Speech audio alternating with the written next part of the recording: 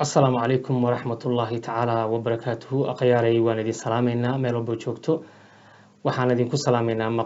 maqaamka uu qof walba nagula joogo waxaan idin leenahay soo dhawaada waxaan ogsoonahay in Soomaalidu meel kasta joogto min Shariif ilaa iyo min Sheekh ilaa iyo Maghrib ilaa iyo Mashriq min Raas Caseer min Raas Kamboni shabaab iyo dawlad iyo shacab ay hadal hayaan waraysiga xiisaha badan ee musalsalka camal loo soo deynayo oo ah waraysiga Fahad Xaaji Daahir dabcan Fahad waxaan ognahay inuu ahaa saaxiibadii la baxay dawladii waqtigeedii dhamaaday ee Maxamed Cabdullaahi Farmaajo 5 sano dalka maamuleysay wuxuuna qayb lixaad leh laf dhabarna u ahaa go'aamadii iyo waliba amaradii dawladii 5 sano soo socotay ay fulinaysay waxyaabihii wanaagsanaa ay qabatay dawladdaasi iyo waliba waxyaabihii xumaaba waxay ahaayeen intooda badan kuwa ay ka fulayeen kana imaanayeen maskaxdiisa go'aanada inta ugu badan waxa iska lahaa Fahad kuwooda guuleystay iyo kuwoodiiba fashilmayba waxaan rabnaa inaan ummadda Soomaaliyeed u sheegno haddii aan ahnay bahda runta TV oo aan ognahay in ujeedkeenu uu yahay kaliya in aan wixii xaqiiqo ah oo jiro ummadda Soomaaliyeed la wadaagno Fahad waraysigiisu wuxuu noqday mid aad u xiiso badan waxa uu noqday shakhsiga ugu saameynta badan waxa uu noqday waraysi la suga waxaan rabaa inaan dib ku xasuusiyo waraysiyadii laga qaadayay ama lagu baahinayay barnaamijyadii gundhig ee raggii shabaabka ka tirsanaa lagu soo baahin jiray markii la soo qabto tusaale Xasan Xanafi waraysigiisii wuxuu ahaa waraysi aad u xiiso badan dadkuna qayb ay u sugayeen iyagoo oo u dhararay xilliga la soo deynayo Allah u naxariistay Cabdicasiis Afrika ayuu ahaa shakhsiga waraysiga soo tabinayay sidaas si la mid ah waxa xaqiiqo ah waraysigii macallinkii dilaaga ahaa ee lagu soo bandhigay barnaamijkii Gungaar ee soo baahinaysay warbaahinta TV-ga afka dawladda Soomaaliya ku hadla haddaba iyadoo sidaas ay tahay waxaan rabnaa inaan idinla wadaagno maxaa xilligaani ka dhigay waraysiyadii la xiiseyn jiray ee ragga shabaabka lagu soo qabta mid la mid ah waraysiga Fahad Yaasiin waxaan kaloo rabaa inaan ku xasuusiyo oo dib ku celiyo wararkii ama muuqaaladii ama codadkii gabayadii uu baahin jiray ninkii ugu sarreeyay al-shabaab ee Abu Subayr ama Ahmed Godane saad u garanaysaanba in aad loo sugi jiray oo ahaayeen kuwa maca ragga ka tirsan al-shabaabku ay aad u sugi jireen waraysigiisa sidaas la mid ah Fahad maanta wuxuu yahay waraysi la wada sugu aad u saameyn badan barnaamij kale ayaan kaga hadli doonaa balse waxaan rabnaa inaan idinla wadaagno waraysiga qaybtiisii afraad oo arrimo la yaab leh Fahad uu ka dhawaajiyay arrimo aan la malaysan karin oo aanan cidna malaysan karin cidna aysan qiyaasi karin ayuu Fahad ka hadlayaa waxaana la yaab dad badan ay ku noqon doontaa arrinta Fahad uu sheegayo laakiin waxaan annaka idin leenahay runta haddaan nahnay runta TV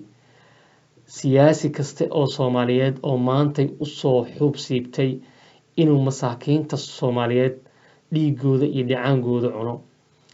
in laga filan karo wax kasta waxaad ogaatiin in dadkaas siyaasiyiinta sheeganaya dadkaas masaakiinta ay dulmiyaan in shacabka Soomaaliyeed ay dulmiyaan oo aysan haba yaraatee waxa u qabtaan aysan jirin marka laga soo tago iyaga oo ku dhaqma dastuur iyo wax uusan Ilaahay raali ka ahayn anako ah ummad 100% muslim ah inta kadib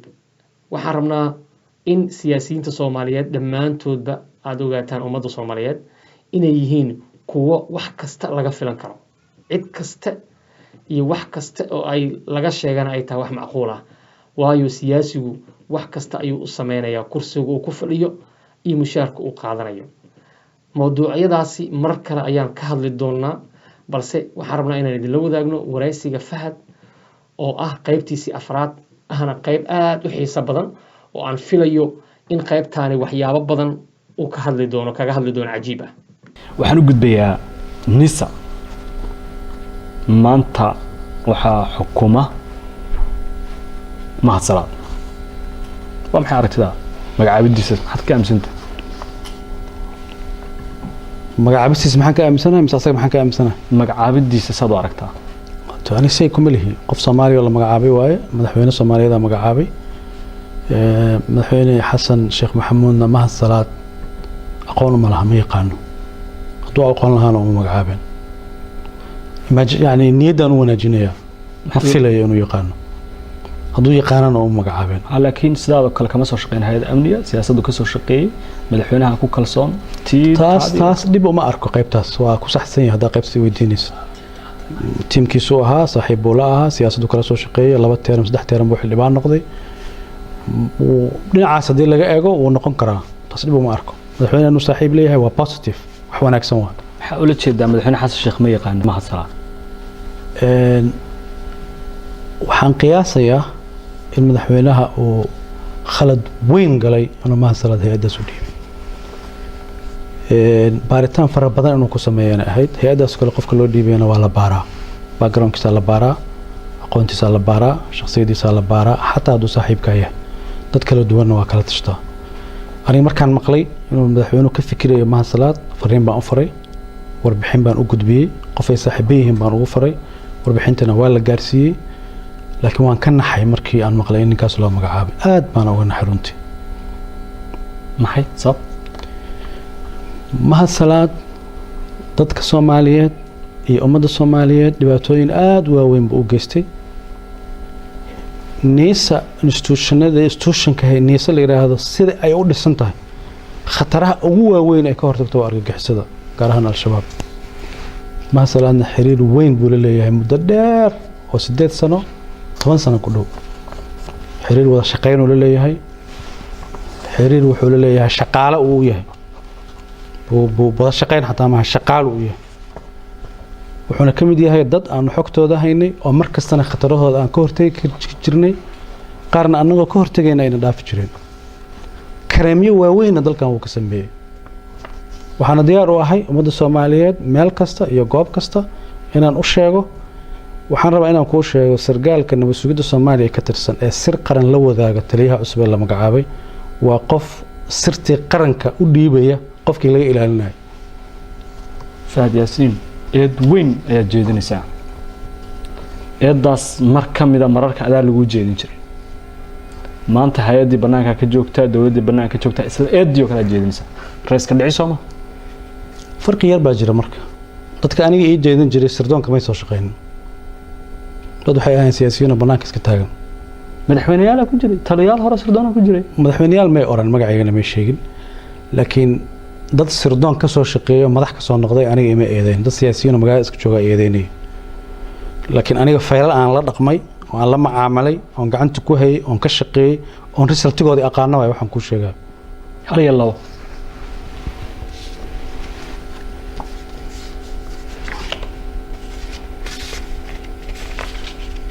hal iyo labo ma ahan ilaa 6 baan ku sheegi karaa fadal soo dhawo ilaa 6 baan ku sheegi karaa laakiin anaawin aan baan ku sheegayaa sababtoo hay'adii khusaysa tafaasiisha la siin karaa adi wariyata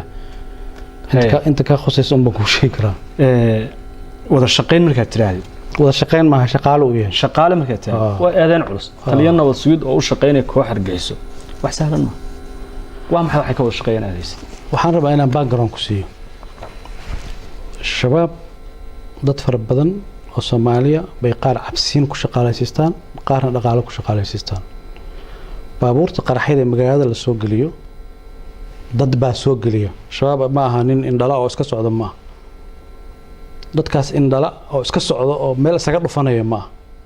dad baa caawiya facilitationka u sameeya dadkaas caawiya oo shaqeeyo inuu ka mid yahay waxyaabo waaweyn dalkan uu ka geystay waxa saanadu ku gabanayay qaarkoodna anaga waa ka hortagaynay qaarkoodna waxaan la suganaynay waqti lagu la xisaabtami karo waqtiga lagu la xisaabtami karo maanta uu jooga oo san xildhibaan ahayn waxa ii sheegtaa waxa waaweyn iyo wada shaqeynta heerka gaartay shaqaalanimada heerka gaarsan aad ku eedeynaysid anaga ma hayno sarunteeda iyo xaqadeeda adiga ma hayn kartid adiga ii sheegay waa maxay kiisaskaas dadka Soomaaliyeed la wadaag waa badan yihiin laakiin waxaan ku sheegayaa mid qof kamid ah hadda uu nool yahay oo joogo caafimaad qabo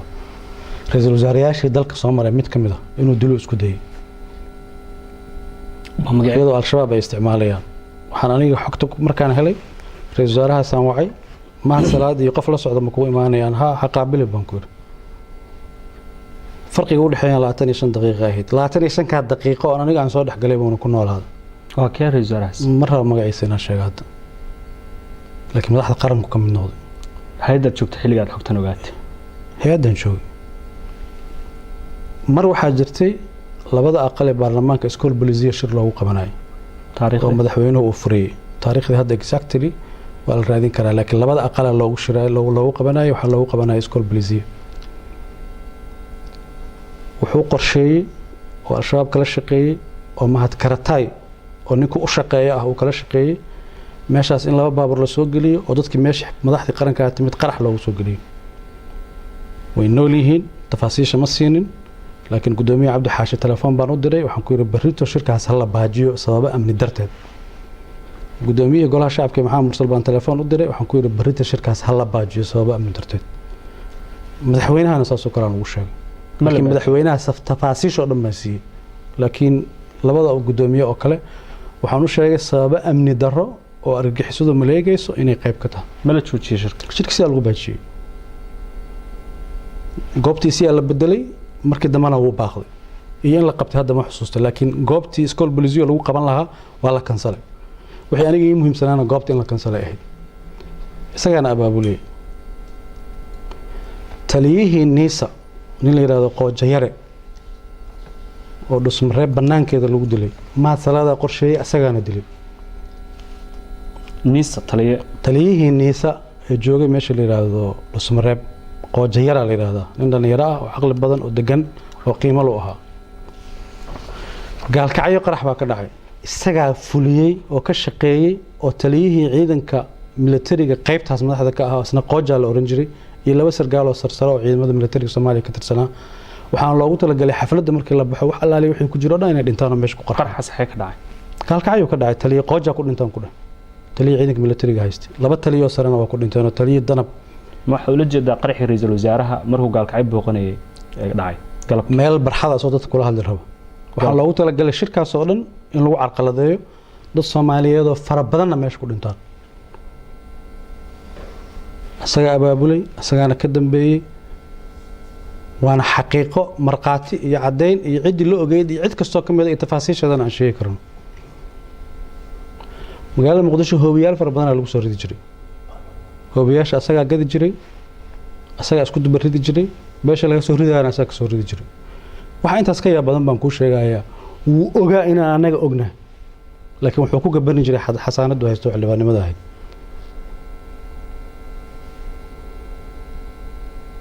nasiib darro iyo calool xumo iyo dhibaato ku tahay in hay'adda nabad sugidda qaranka nin amniga dalka khatar ku ah inta loo dhiibo madax looga dhigo waxaan u maleynayaa in lagu sifeyn karo fadeexadii qarniga ka dhacdaynta ma dhamaysatay kiisaskii intaan hadda ugu muhiimsanaa waa kuu sheegay waxaan ku weydiinaa fahad waxaan markay dhacayeen ama xogtan aad helaysa niisaa joogtay qaybo ka mid ah sabab qaarna ma joogin madaxweyne xasan sheekh xilligiisii hore waa tii la soo weeraray madaxtooyada mahad baa qayb ka ahaa intaad joogtay aan eegno wada shaqayntan aad shaqaalaha iyo wada shaqayntan aad sheegaysa ee maanta mahad ku eedeynayso hay'adda nabad sugidda qaranka haysatay taliyihii ugu sarreeyay ahayd dawladdii Soomaaliyeed ee dhisnayd waa xildhibaan baarlamaanka ka tirsan maxay xogtiisa loo sheegi waa su-aashaas la weydiiyey fahad waxay tahay su-aal barteeda taala oo loo baahan yahay inuu fahad kaga jawaabo sida cadaaladda ay tahay ama xaqiiqada ay tahay sababtoo ah fahad isagoo tala iyo tabarba haya haddii uu wax ka qaban waayey mahad salaad oo intaas ku eedeynaya maxay tahay sababta maanta oo uusan talada haynin tabarna haynin uu ku doonayo inuu kula wadaago mujtamaca Soomaalida ama bulshada Soomaaliyeed sidee ayuu nooga gadi karaa arrintan ma beeninayno waxa uu fahad sheegayo waayo isaga ayaa afkiisa ka qiranaya marqaatina waayo dadku waxay yiraahdaan dunidani ku nool ama English wuxuu yiraahdaa everyone is guilty except proof ilaa witness ama cadeyn laga keena qof kasta waa dambiilo dunidan ku nool marka fahad asagii ayaa markhaati ah waxaan u sheegaya laakiin su-aashan jawaabteeda waxay tahay mid aad u habboon inuu ka jawaabana ay qurux badan tahay balse uga jawaaba aan aragno si sahla waxaa la dhihi lahaa nin mucaaradaha la beegsanaya waana been sadis baa la dhihi lahaa wixii dhihi lahaa wax kale wax kale lama soo kordhiyeen ma wixii dhihi lahaa waa wax kale laakiin cadaymaha ay niisa hayso inay soo bandhigto mahad oo aan maanta taliya nabad sugid ahayn oo xildhibaan baarlamaan ku jira ah oo mucaarada maxaa loo sheegay hadda xildhibaan lama maxkamadeyn karo maxkamadeyn kama xogta in la sheego hadda xogta ciddii khusaysaa loo sheegaa cid kasta looma sheego ciddii khusaysaa loo sheegaya ra-iisul wasaare aan kuu sheegay wuu ogyahay wax ka yaab badan baan kuu sheegaya ra-iisul wasaare maxamed xuseen rooble markii la magacaabay xafiiska koowaad uu booqday waxay ahayd niisa uu noo yimid waa sheekaysanay presentationaa u sameynay warbixinta hay-addaas siinay kabacdi gaar baan ula fariistay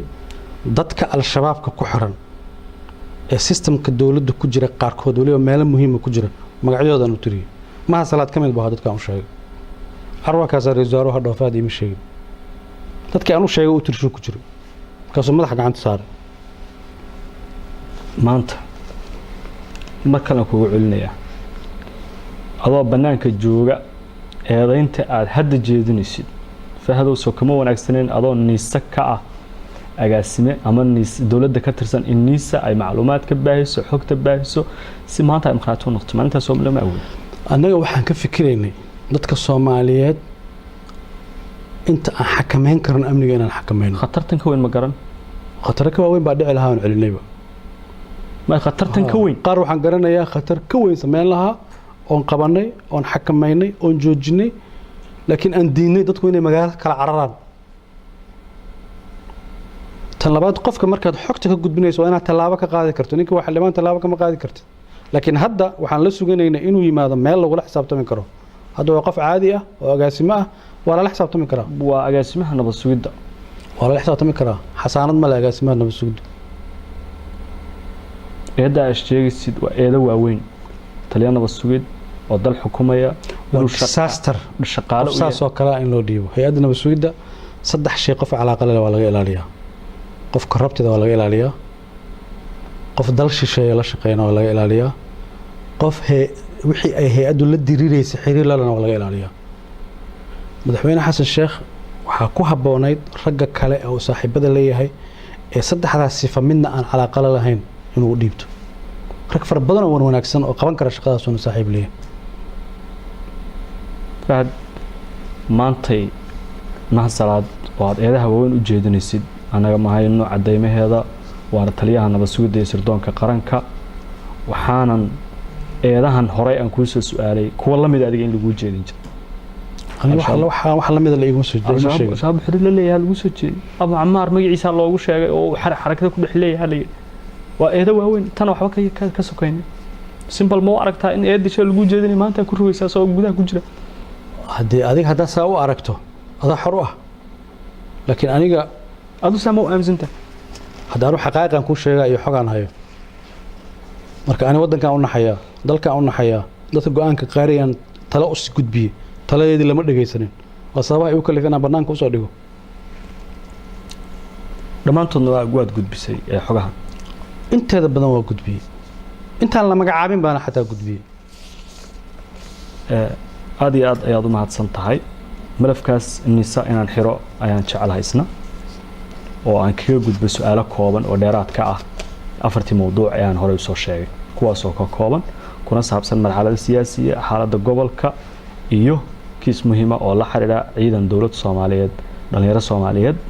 oo loo diray dalka meel ka baxsan oo la sheegay in la soo tababaray muddo ku siman sanad in ka badan maqan waana ciidan Eritrea loo diray dhalinyaradaas Eritrea loo diray nabad sugidda qortay sida xogteeda aan hayno nambarkooda ma inoo sheegi kartaa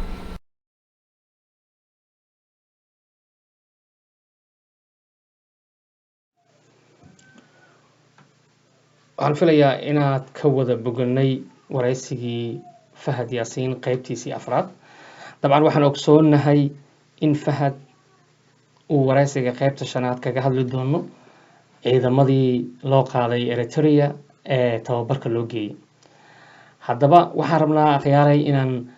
waraysigan intii dhegaysatay oo nala joogtay aan wax yar u bidhaamino oo aan weliba la wadaagno xaqiiqada iyo waxa ka jira waraysigan. horta annagu waxaan nahnay run dhexdhexaad ka ah siyaasadaha isdiidan iyo shakhsiyaadka is haysta, sidaas si lamid ahna waxaan rabnaa inaan la wadaagno waxa arrintan aan ka ognahay oo xaqiiqo ah. waxaan isku daynay inaan la xiriirno qaar ka mid ah mas-uuliyiin wax ka og arrinta Fahad, markhaatina uu ka dhigtay, waxayna inoo caddeeyeen in Fahad hadalka iyo markhaatiga uu sheegtay qaarkood ay yihiin kuwa run ah oo xaqiiqo ah. laakiin waxaa muhiim ah oo inaan isweydiino ay tahay in maantay Mahad Salaad oo ah ninka ku fadhiya booskii ama xilkii uu hayay Fahad, in maanta eedaasi loo soo jeediyo inaysan ahayn arrin aada u fudud oo aan sahlanayn. waxaan rabnaa inaan idiin ballan qaadno in aan codad waraysiyo khadka taleefankan kula yeelanay saraakiil ka tirsan hay-adda NISA oo hadda Muqdisho ku sugan, qaarkoodna ay waddanka isaga soo baxeen. haddaba arrinta ugu muhiimsan waxay tahay asxaabey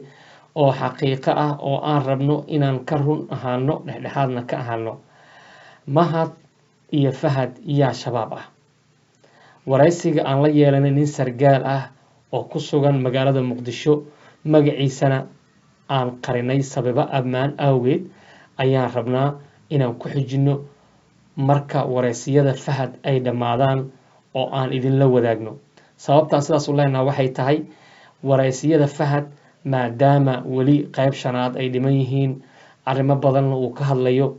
ma rabno in waraysigeennii uu noqdo mid ka hor dhacaya ama cilmi qayb ka hadlaya. shakhsiga sargaalka aan waraysanayna wuxuu ahaa shakhsi aada ugu dhow Fahad Yaasiin,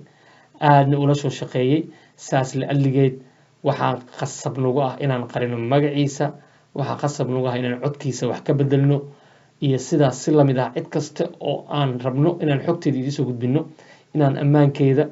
aan damaanad qaadeen oo aanan codkeeda iyo weliba muuqaalkeeduba aanan idiin soo baahi doonin. waxaan idin leenahay Fahad waxa uu sheegay in Mahad uu ka dambeeyo ama uu iibiyo hoobiyaasha magaalada lagu soo tuuro. haddaba arrintaasi maxaa ka run ah, maxaase ka been ah? waxaan isku daynay xiriir la sameynay qaar ka mid ah ganacsatada hubka ku iibisa magaalada Muqdisho, kuwaas oo si suuq madow ugu iibiyaan, qaarkood ay ku sugan yihiin cirtoogta suuqii la dhihi jiray. waxaan isku daynay inaan la xiriirno rag ay qaraabo hoose yihiin Mahad Salaad oo iyaga hubka hadda iibiya, waxayna inoo caddeeyeen oo inoo sheegeen in Mahad iyo weliba rag kale oo ka tirsan dowladda ay dhowr jeer dhex martay macmiil ama wada shaqayn ku saabsan in hubka magaalada Muqdisho lagu iibinaya ay dowladda Soomaaliya ay wax badan oo mas-uuliyiin ka mid ah ay wax ka og yihiin. waxay inoo caddeeyeen in Mahad iska daa saraakiil sarsare oo dowladda ka tirsan hubka wasaaradda gaashaandhigga dowladda Soomaaliya ka soo baxa mararka qaar suuqa madow lagu kala iibsado. haddaba hoobiyaha oo Mahad Salaad iibiyey uma malayn doono in wax badan uu macna uma yeeli doono waraysiga, wax badan oo macnaana ma ka bedeli doono. sheegista Fahadna ma u malaynaya inay wax badan soo kordhi doonto, waayo saraakiil NISA ka tirsan ayaa hubka Muqdisho ka iibsada. saraakiil ka tirsan dowladda sarsare iyo weliba ciidamada xoogga dalka ayaa hubkooda ka iibiya al-shabaab. sidaas la-aligeed ma aha wax qarsoon oo dowladda oo dhan way og tahay in rag dowladda ka tirsan hubka ay u gudbiyaan al-shabaab, halkaasina dhaqaalo looga soo bedesho. dadka kale qaar waxay sheegayaan in cirtoogtaha laftirkiisa askarta dowladda mararka qaar hubka iyo rasaastuba ay iibsadaan, maadaama intooda badan ay yihiin dad aana ku filnayn mushaaraadka ay qaataan. waxaa soo hartay Fahad oo talo iyo tabar iyo taag iyo cudud iyo ciidan bahaya. haddii uu Mahad Salaad wax ka qaban waaye, maxay tahay sababta keentay maanta uusan waxba tabar ah iyo talo iyo hoggaan iyo cududna uusan haynin inuu arrintan kusoo eedeeyo? macnaheedu waxay tahay Mahad iyo Fahad waxaa ka dhex jiray muddo dagaal siyaasadeed oo lafa jabis ah oo si xun waxba la isula harin. dilkii Ikran mahad wuxuu si cad u sheegay inuu ka dambeeyo fahadna maanta wuxuu si cad u sheegay inuu ka dambeeyo mahad ilaahay ayaa xaqiiqada og ciddii dishay ikraan tahliil maalin ayayna cadaalad imaan doontaa waxaan idin rajaynayaa oo aan idinkaga tagayaa waraysiga shanaad ee fahad iyo markii uu soo gabagabo waraysigan oo aan rabno inaan idinla wadaagno waraysiyo gaargaar ah oo aan la yeelanay saraakiil fahad aada ula shaqaynaysa aada ula dhoweyd oo aan rajaynayno in waraysigoodu u ahaan doono mid ayagana aada u xiiso badan inta ka horeysa waxaan idin leenahay nabadgelyo